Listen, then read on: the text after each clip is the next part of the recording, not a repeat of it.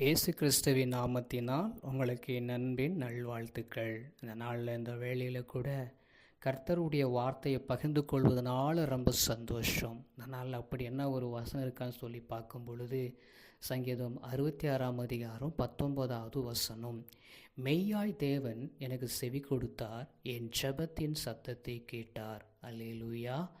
அவர் நமக்கு மெய்யான தேவனாக இருக்கிறபடினால் அவர் நமக்கு என்ன பண்ணுவார்? செவி கொடுத்து நம்முடைய ஜெபத்தை அவர் கேட்டார். கேட்டது மாத்திரமில்லை, அப்படியே அமைதியாகிடுவாரா? அதை நீங்கள் என்ன ஜெபம் பண்ணீங்களோ அதை அவர் செய்ய வல்லவராக இருக்கிறார்.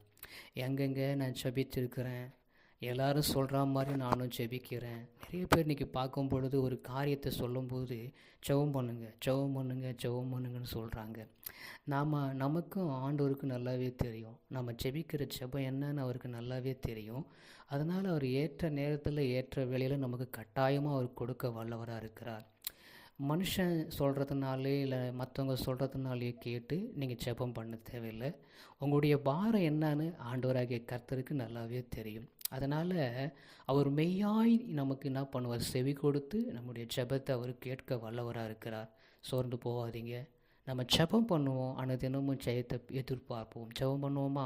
எங்களை கிருபையாய் நேசிக்கிற நல்ல தகப்பனே, நீ மெய்யாய் தேவனாய் எனக்கு செவி கொடுத்தபடியினால் என் ஜெபத்தை கேட்டு எனக்கு இதுக்கு தக்கதான மேலான ஒரு காரியத்தை நீங்கள் செய்ய வல்லவராக இருக்கிறீர். இது வரைக்கும் தடைப்பட்டிருக்கிற காரியத்தில் என் கர்த்தர் பெரிய காரியங்களை வாய்க்க பண்ணி அற்புதங்களும் அதிசயங்களும் எனக்கு காண செய்யுங்க.